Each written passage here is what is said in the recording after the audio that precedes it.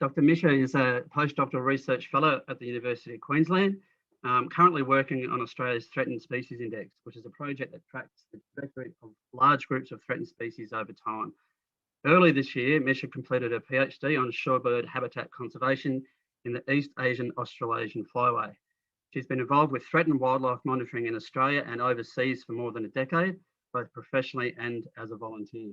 Before starting her PhD, she spent 7 years working to support Indigenous land and sea managers across Northern Australia. And so the title for Micha's talk is No Rest for the Weary, conserving shorebirds in human-dominated landscapes. I'm not sure if people were listening earlier, but Micha did say that where she is, the bandwidth might be a bit of an issue if we all have our videos on. So I think it's okay for the moment to leave videos on, but if we do have some issues, Micha might ask us just to switch our videos off to save some space in the satellites. So over to you, Micha. Thank you so much, and thank you all for having me, and to everyone for coming tonight. Can you guys hear me okay? Yeah. Yes? I can hear you. Okay, great. Okay, perfect. I've got a few thumbs up now, so that's good. Yeah, thank you guys so much for having me. Like Mick said, I'm currently in Milingimbi. So I was asked a few weeks ago by the wonderful Crocodile Islands Rangers if I would come and do some shorebird work with them. And I said, only if I can have a quiet space and good internet on Wednesday night, because I've got to talk to the Hunter Bird Observers Club then. So I do apologize for the rather rustic setting in the background. But hopefully the internet will be good. I've tested it a few times this week and seems fine. So yeah, it's wonderful to be up here. Probably look a little bit sunburnt. We've had some really long days out in the boat chasing down shorebirds. So that's where I am. Lovely to see all of you. So for those of you I don't already know, my name's Micha. I am a researcher at the University of Queensland. Just finished my PhD on shorebirds. And so I'm just going to take a bit of a wander through some of the findings from my PhD that hopefully will be a little bit interesting. And then hopefully we'll have some time for questions at the end if anyone wants to have a bit of a discussion about any of this. Uh-oh.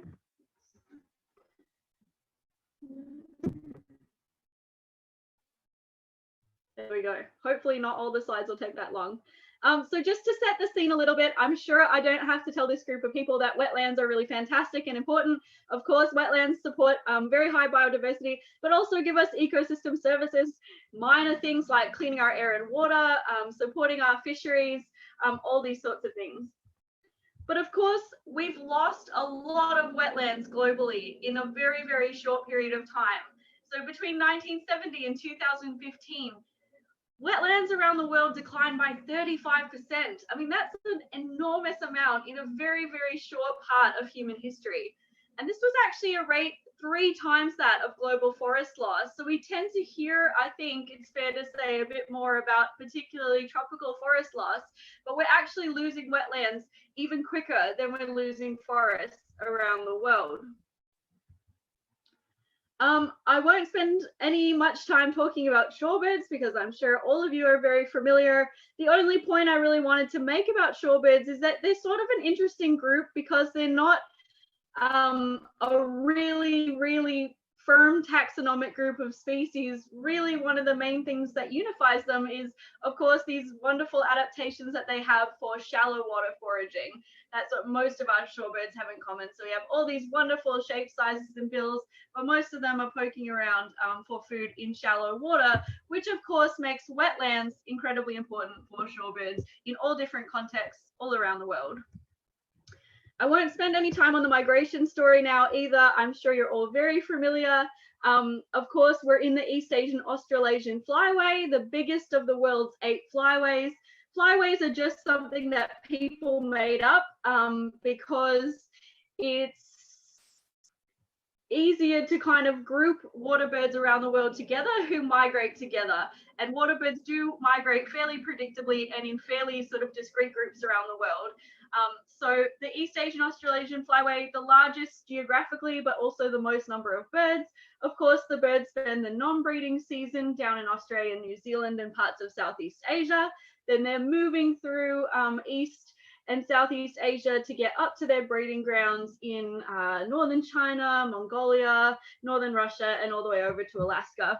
And I'm sure some of you saw recently that the magnificent bar-tailed godwit broke its own record and still holds the record for the longest non-stop flight of any species in the world. Recently flew more than 12,000 kilometers from Alaska back to New Zealand, flapping its way for 11 straight days without stopping. Just amazing. Also, I'm sure you guys are very across shorebird declines. I just wanted to make the point here that we have some research from the last couple of years that sort of confirms a story that people have been telling for a long time, which sort of says that, look, lots of shorebirds are declining, but in general, there's a strong pattern showing us that those shorebirds which are most reliant on moving through the Yellow Sea during their migration are declining the fastest. And the Yellow Sea, of course, is that region in the middle of the flyway here. I don't know if you can see my mouse. Can you guys see my mouse or not? Good. So this region here, so the Yellow Sea, of course, encompasses coastline of China, North and South Korea. So those shorebirds that are most reliant and have most of their population moving through the Yellow Sea tend to be declining faster than other species. And the reason for this, of course, is that unfortunately for shorebirds in the East Asian Australasian flyway, they are moving through coastal areas that are extremely crowded. So for coastal shorebirds, they're contending with about a third of the world's global human population lives along the seaboards of Eastern Asia. So an enormous number of people live along these coastlines, but also they're the most heavily developed coastlines in the world. So that's a photo of Shanghai, just as an example. Shanghai is the world's biggest city, situated right on an estuary, right? All of that coastal land is now completely covered with buildings and people. On the right, you can see a map of the Yellow Sea. I'm sure a lot of you are familiar with the work of Nick Murray, who spent the last 10 years or so mapping tidal flats.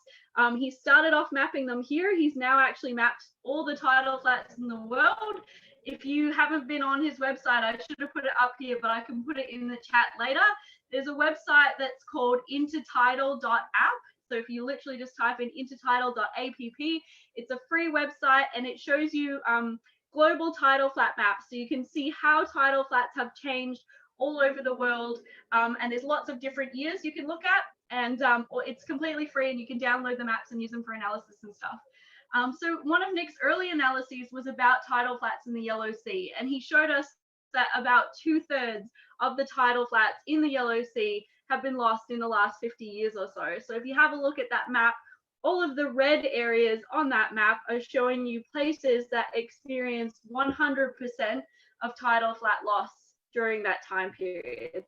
So you can see that obviously we've lost a lot of the tidal flats around here, and that's because this is, again, one of the most heavily populated, one of the most heavily developed coastal regions anywhere in the world. So one of the unintended consequences of having people and shorebirds sharing the same coastlines is that sometimes we overlap with each other.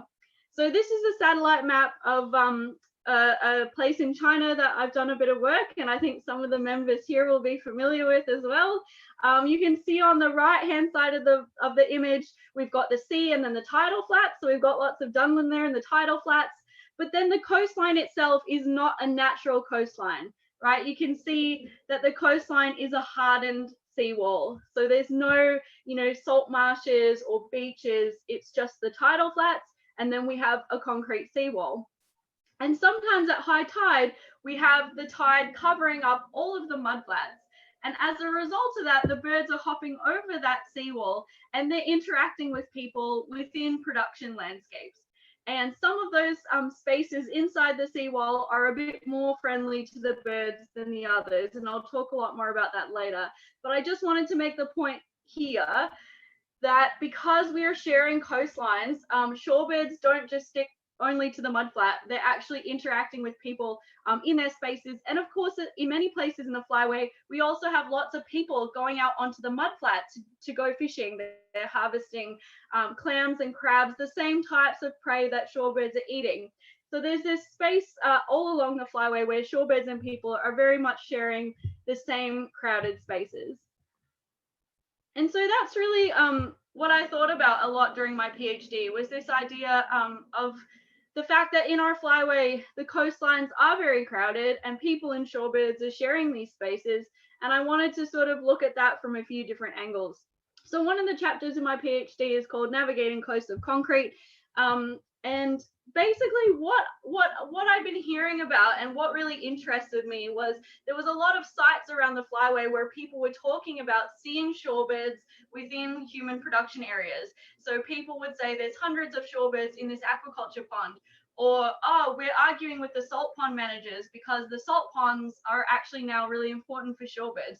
So I'd heard about all of these examples of this, but I couldn't find anyone who'd analyzed this question at sort of the level of the whole flyway. So that's what I tried to set out to do.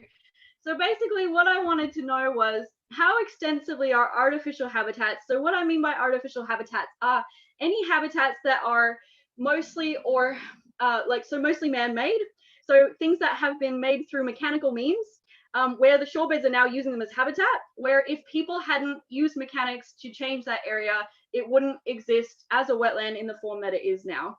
So that can take lots of different forms, and I'll talk about them later. But I wanted to look at this phenomenon of birds using areas that we don't normally think of as natural habitat. How extensively was this happening all throughout the non-breeding parts of the flyway? And then amongst those places, how do shorebird abundance, so the number of shorebirds, and richness, so the number of different types of shorebirds, how do those vary across these different types of artificial habitats? What's the function of these habitats? So why are the birds turning up there? What are they using them for? And are there human pressures, things like land use change, for example, or the way that we're managing these sites? Are there things that could actually affect the suitability of these human-made areas for shorebirds over time? So, okay, we're seeing shorebirds there now. Are we still going to be seeing shorebirds there next year? Or is something happening in this landscape that makes it less likely that it'll be friendly for shorebirds in the future? So those are the questions we tried to look at a really big scale. And these are just a few of the results. So this is the map of all the sites in the flyway that are artificial areas where we found records of more than 100 shorebirds at some point in time. And you can see what different types of habitats we found records of shorebirds in. So we had aquaculture sites, we had agriculture sites, we had constructed roosts, we had port sites, so places where a port's been built, and then the dredge spoil ponds are popular as shorebird sites. Same thing within power production sites. So there are some really big power production sites in Asia where they've also done lots of dredging, and they've got these big dredge spoil ponds or ash waste ponds. And even though you wouldn't think of that as a great habitat for birds, we actually find thousands and thousands of birds there. Reclamation sites. So this was a bit of a tricky one, but I'll talk a bit more about reclamation later, but obviously in East Asia, there's this, well, in Australia as well, to be honest, there's a practice of, right, you build a seawall parallel to the coast, and then you have two other perpendicular seawalls. So you actually cut that area of mudflat off from the tide, and then you can build new things on that land that didn't exist before. And so lots of times a reclamation will happen, but then on the inside of that, it won't be really clear what that land's getting used for yet. It might still have some seawater in it from before, or it might just be like a big muddy area. So it's not really clear yet what that land's going to be used for. That's what we mean by reclamation sites here. So you can imagine if something was a nice mudflat for birds, and then it gets enclosed by a seawall, but they haven't actually built anything on it yet, that's often a site where we find lots of birds. Salt production sites. So big evaporation ponds used for producing salts, either at a small scale or on a big commercial scale. That's quite an important habitat for shorebirds. And also, of course, wastewater treatment plants. Everyone will be familiar, I'm sure, with Werribee, but all throughout Australia and to some degree in New Zealand, shorebirds like to use wastewater treatment plant ponds sometimes. So we found 83 different species of shorebirds, including all of the regularly occurring coastal migratory shorebird species. We found them in at least somewhere using artificial habitats. And on that map, you can see 176 different sites where, like I said, there were more than 100 shorebirds recorded at some point in time. We went over the 8 land uses, and we had 36 different species, including 11 threatened species in internationally important numbers. So meaning that more than 1% of the estimated population for that species in the whole flyway was counted at one of these sites in one count. So basically, overall, I think it's fair to say that this means, you can see just by looking at the map that artificial areas are used by shorebirds quite a lot in our flyway, and that's probably not surprising given how crowded these coastal areas are. You can also see from the map that these different land uses tend to be clustered in different countries. So you can see there's a lot more aquaculture in East and Southeast Asia. There's the agriculture is mostly found in Japan and New Zealand, a few other bits and pieces. Salt production sites are most important in Australia and China, etc. So there's quite strong regional patterns to do with the types of land uses that we find shorebirds using. Some other patterns that we found. So we found that the largest number of shorebirds, so the biggest counts of shorebirds, we found those on salt production sites, on wastewater treatment sites, although that's mostly thrown off by the very many huge counts of shorebirds at Werribee, and at port and power sites. We found that the density, so that's sort of the number of shorebirds per hectare. So if you divide the size of the site by the number of birds at the site, how many sort of birds per hectare. So that was highest at constructed roof sites and at port and power sites. But even though we saw much smaller numbers of birds, so the average count of birds was quite a lot lower in aquaculture ponds and in agriculture areas, there were a lot of these sites throughout the flyway. And part of the reason that the numbers might have been smaller on aquaculture and agriculture sites has to do with the way that we define what a site is. So salt production sites tend to be, you count the whole complex as one site, and that's a huge area. So of course you're going to get big counts. Whereas in Japan, for example, where people quite regularly count a lot of agriculture sites, a lot of the sites are fairly small. So it's not that surprising that the numbers are smaller. That being said, I would still argue that on average, the density, because the density sort of accounts for that a little bit. So you can see that the density of birds is also quite small on aquaculture and agriculture. So I think overall they're quite important as far as shorebirds in the flyway, because there's a lot of these sites that the birds are using, but the loss of any individual site probably wouldn't have a very big impact. Whereas some of these saltwork sites, for example, if we lost one of those sites, there's tens of thousands of shorebirds that are using them that might not have anywhere else to go, particularly at high tide. So that's sort of an overview of artificial site use throughout the flyway. Huge number of people helped with this. At the moment, there's really no central place in the flyway where everyone's data goes. So I kind of had to go to groups and countries individually. So a lot of people helped me to put this data together so we could kind of see this overall picture of artificial habitat use in the flyway. So I'm very, very grateful to everyone who helped out, including members of the Hunter Bird Observers Club. So that's sort of the big picture. So I thought, okay, cool. I think that sort of makes me confident that this issue is really interesting and it's worth looking at for my whole PhD. So I thought, well, how can I look at this issue in a little bit more detail? And I did that in a few different ways. And the first way I did that was in Australia, because we're very lucky in Australia that there are volunteers throughout the country, as well as lots of professional bird watchers who do really good regular shorebird counts and have been doing that for a very long time. So we have uniquely in Australia, as well as a few other countries in the flyway, the ability to look at changes in what shorebirds are doing in different regions over time. Whereas in the sort of big scale analysis that I did in the flyway, lots of those sites have only ever been counted, you know, maybe once, maybe twice, maybe a handful of times. So we can't really compare the sites very easily, and we can't really look at patterns over time very easily. So I took advantage of the fact that I was in Australia and that Australia has fantastic shorebird data to look at this question in a little bit more detail. So what did we do with this study? So basically what we wanted to do was find out what's the prevalence of artificial versus natural habitat use at high tide among shorebirds in the different regions of Australia where we knew that there was some important artificial habitats. So basically from that first study, that helped us to identify, okay, where in Australia are shorebirds using some of these human-made sites? And then, okay, let's focus in on those areas, look at sort of the whole region and ask what's like sort of the relative use of natural versus artificial habitats.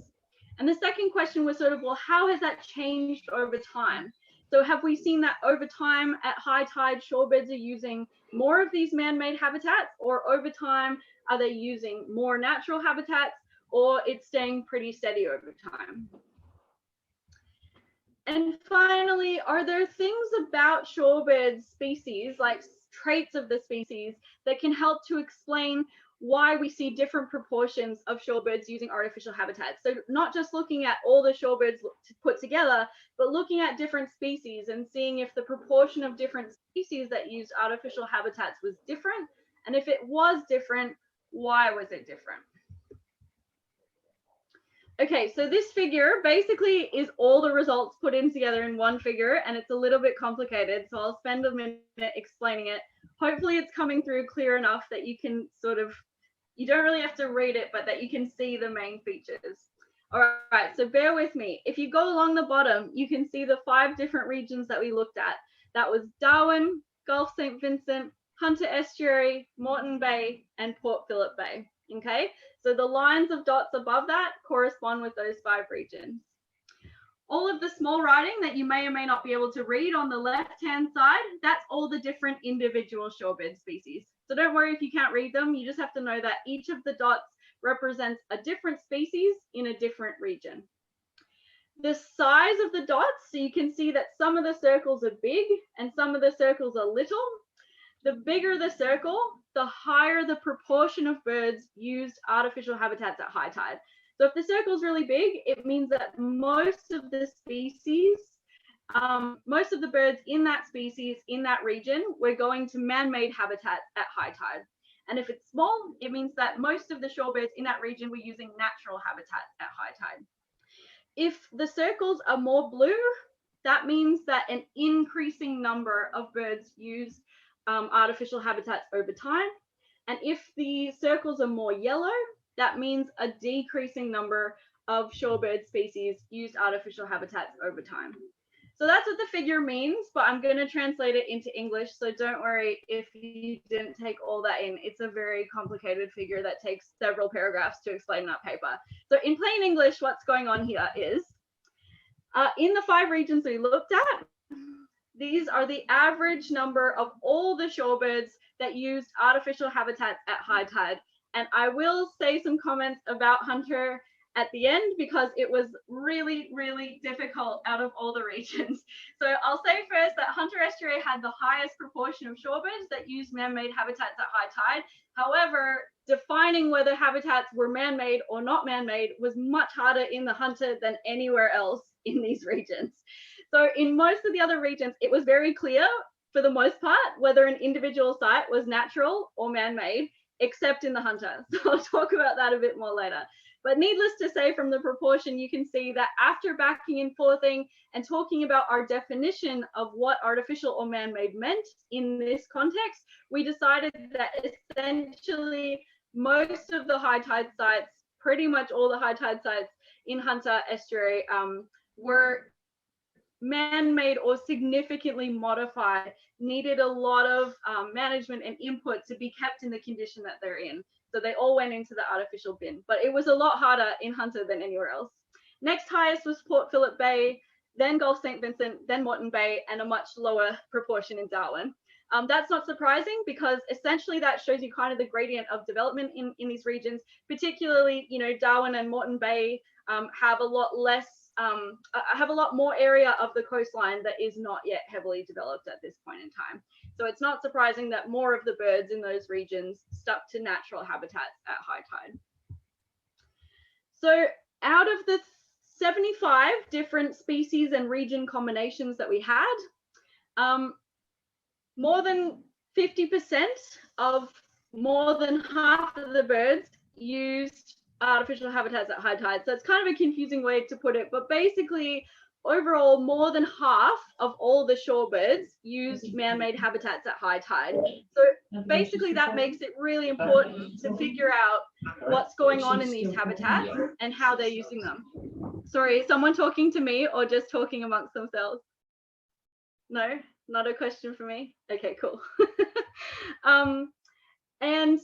But that being said, across, again, all those different species, regions, combinations, most of the time there wasn't a big change in artificial habitat use over time. So we had 9 instances where there was a significant increase in artificial habitat over time, 3 instances where there was a significant decrease, but most of them, so 84%, it really didn't change that much over the time period.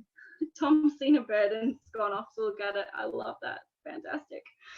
So hopefully that makes sense. I know that's a little bit dense and a lot of information, but I mean, I think the take home is that even here in Australia, where we often sort of think that some of the coast is a bit less developed than in East Asia, for example, there's quite a lot of birds that are using man-made spaces at high tide. And I think that makes it really important to understand how those spaces work and what shorebirds are doing on them and what they're using them for. So one of the things that we found was that there was quite strong patterns in which specific shorebird species actually use man-made habitats. So we found that migratory species, threatened species, and coastal specialist species were much less likely to be found in artificial habitats in higher numbers than the other species. So what do we mean by coastal specialist species? Essentially, those are the species that you rarely see away from the coast. So generalist inland species are going to be things like sharp-tailed sandpiper, curlew sandpiper, redneck stint, where they're happy to go back and forth between fairly inland sites and coastal sites. Coastal specialists are going to be things like grey plover, far eastern curlew, that you rarely see them using wetlands very far from the coast. They're very much specialist feeders found mostly on the coast. So it's clear that there's certain features about those threatened coastal migratory birds that makes them less likely, perhaps less able to utilize human spaces. And that might be one of the many factors in that story about their decline, because those are the same species that tend to be showing the strongest declines. So I think there's a message in there that reinforces what some other research has said, that essentially those species that are less able to be flexible in their habitat use are more susceptible to habitat loss. And it means that their populations are more likely to be declining when we have this situation of very extensive habitat loss, because they're not easily able to switch to other habitat types or to utilize other types of habitat other than that very much intertidal system right on the coast. So that sort of made sense. The types of habitats we saw. So again, I think this is really interesting. So the types of habitats in Australia where we found shorebirds very often at high tide were ports, wastewater treatment plants, saltworks, and these constructed roosts. So I didn't talk too much about this before, but generally what I mean by constructed roosts is these places that we've actually built on purpose for shorebirds to use at high tide. And sometimes these come as development offsets. So in this picture, this is at Kakadu Beach, which is on Bribie Island, which is not far from Brisbane. They wanted to build like a canal housing estate. They knew that that was going to lose some shorebird habitat, and so they put in, they basically made this roost site for shorebirds. And you know, you can see you can't access it. It's got a nice little bird hide, etc. So what you'll probably notice about this again is that none of these is very well reflective of the sites that you have that are really important in the Hunter Estuary, because again, the sites in the Hunter don't fit neatly into the boxes that most of the sites in the rest of the country do. So, you know, you've got Stockton Sandspit. Well, where does that fit in here? It doesn't fit that neatly into any of these spots, but I called it a constructed roost because essentially, even though it wasn't built for shorebirds, the birds don't know that. Essentially, they feel like it was built for them because it's wonderful habitat. However, it needs lots of maintaining in order to keep it suitable for the birds. So it's very much, it doesn't function as a natural site because it was, you know, created through mechanical means, and it takes a lot of management in order to keep the features that shorebirds actually like there over time. So I think it's justifiable to call it an artificial site. However, it doesn't fit neatly into the artificial site type bins that many of the other sites around the country do. So happy to talk more about this later or on the side. But yes, your region gave us a bit of trouble in this paper, which was fantastic and a wonderful, like lots of good discussion came out of it. And, you know, just thinking about it as a concept, like what is in 2020, what is a natural site? On our coast, do we even have any natural sites anymore? You know, how does that sort of gradient work? So it's lots of good discussion around that. So just wanted to say a huge thanks to the people who contributed data to this study. So BirdLife, the Hunter Bird Observers Club, special thanks to Tom and Anne for all of their help and discussions about the Hunter sites along the way, and also to the Queensland Wader Study Group who provided a lot of the data for Moreton Bay. All right, so just before I finish, I'm going to take us on a little bit more of a tour a bit further abroad and just talk about one other study that we did to look at this issue of artificial habitat use, not in Australia, but in China. So basically what I wanted to do was say, okay, that's the core non-breeding area in Australia. What's going on in some of these really important East Asian sites? And so this area of coast is a really important stopover site. So it's exactly that type of site we talk about in the Yellow Sea as being really important for shorebirds, and also as being really susceptible to lots of human pressures and habitat loss.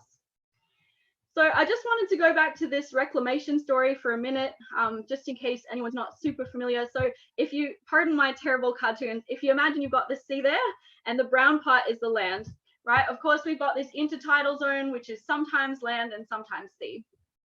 And then just inland from there, we have what we call the supratidal zone. So essentially that bit of coast that is just inland from the intertidal zone.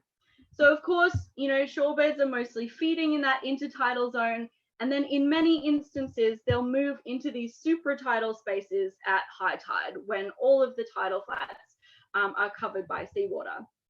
So all throughout East Asia, but particularly so in China, we have all along the coast, you know, these seawalls that have been built within the tidal zone. So essentially we build a seawall somewhere in the intertidal zone, and then we cut that off from the sea, and then we end up with a reclaimed area. So essentially we've gained more supratidal area and we've lost intertidal area through that process. And so you end up with a landscape that looks something like this, right? We talked a bit about this earlier. So you've got on the right-hand side, you can see the natural mudflat. You've got shellfish harvesting going on there. You've got fishing nets. You've got lots of boats. And then inside that seawall, you've got all these different types of land uses. So you've got aquaculture, you've got reservoirs, you've got dry farmland, you've got solar farms, you've got chemical factories. And then that orange one down the bottom is sort of that reclamation type site that I was talking about. So it's been cut off from the sea, but it doesn't really have a clear land use yet. And so it still sort of looks and functions kind of naturally for the birds. So in this region, which is in Jiangsu province, a few hours north from Shanghai, we looked at about 150 kilometers of coastline, and we had 5 different sites along those. And what we wanted to do at these 5 sites was look at what shorebirds were doing at high tide. So we basically waited until the tide came in and we looked at what the birds were doing just before the high tide, And then we sort of mapped out, well, what are they doing at high tide and what is the water doing at high tide? Is it coming all the way in and hitting the seawall? Are there still mud flats available? How often are the mud flats available at high tide? So basically just mapping out what are these birds in this really important stopover site, what are they doing at high tide? So what did we find? Well, we found, so these are the minimum total counts of shorebirds that we had in August, September, and October. So this particular region is most important on southward migration. So we had tens of thousands of birds across these sites, and these are the number of birds that were using artificial habitats at high tide. And so these were things like aquaculture ponds, those reclamation areas, farmland, etc. And we found 37 different species of shorebirds just in this 150 k's of coastline. We had internationally important counts of all of these different species, and of course, Owl robin, spoon-billed sandpiper the most.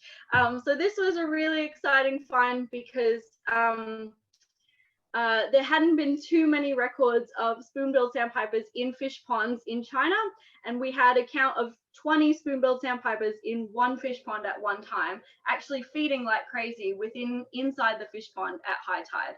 So that was super, super exciting. So, but we had quite a few different species inside these very artificial sites at high tide in really important numbers.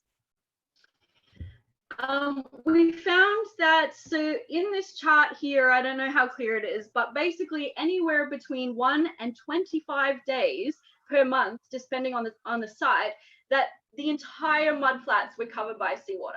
So that fourth site now down called Zhejiang, like 25 days of the month, if there was a high tide, the shorebirds could not stay on the mud flat, and there's no natural sites left. So at high tide, they had to find some kind of human area to spend the high tide, which was often up to 4 hours that the mud flat was covered.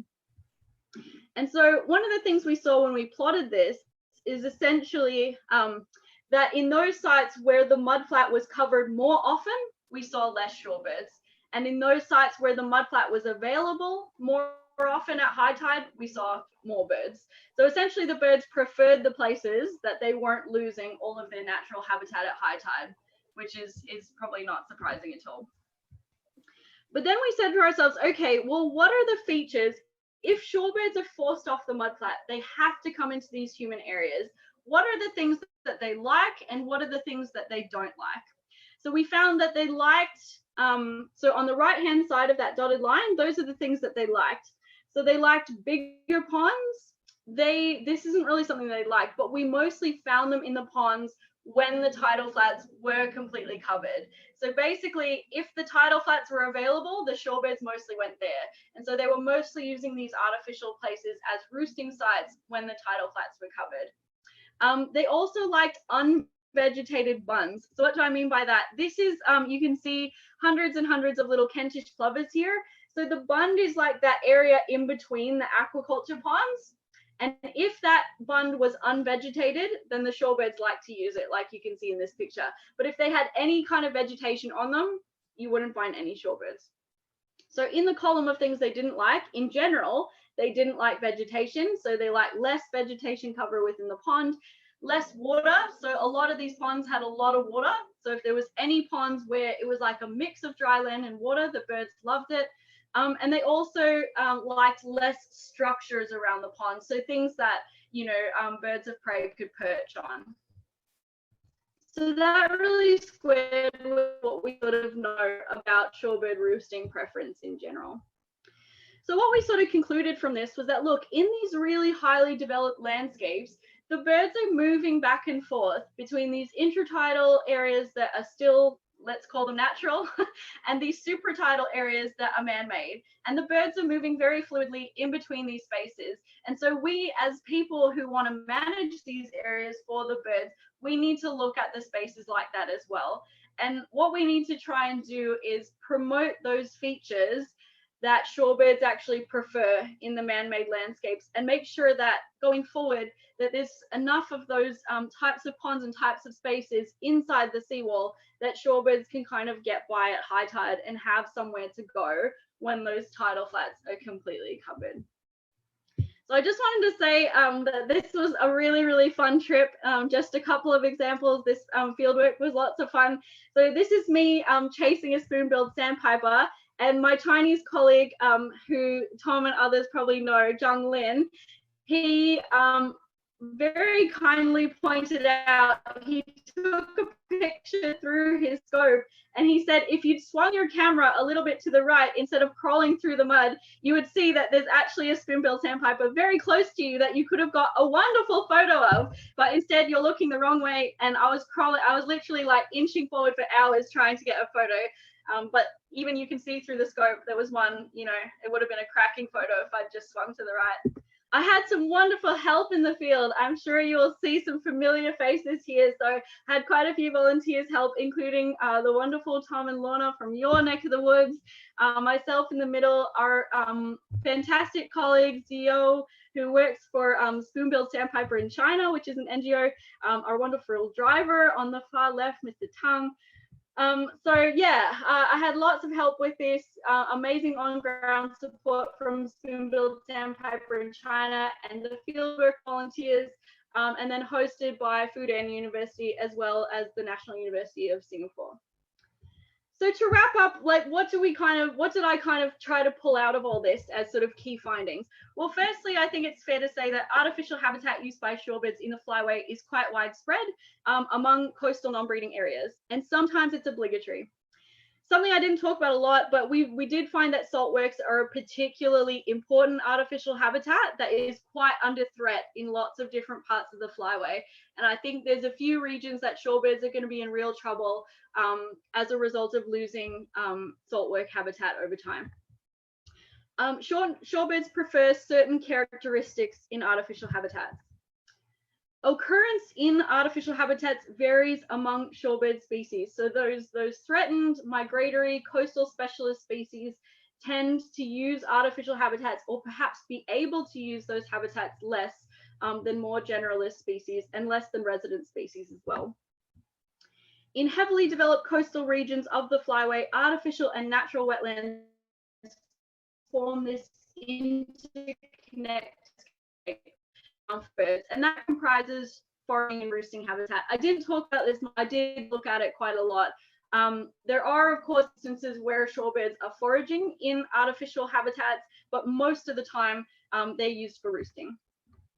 And so what we conclude from that is that securing high quality, high tide roosting habitat for shorebirds in these highly developed non-breeding areas would very much complement the conservation of remaining natural habitats and reduce some of the pressure on shorebird populations. So I think we've come a long way in the last 10 years knowing that we need to preserve tidal flats, that tidal flats are super important for shorebirds as well as other biodiversity. But we need to recognize that shorebirds aren't just using tidal flats. We've got to look at the whole landscape that the birds are using.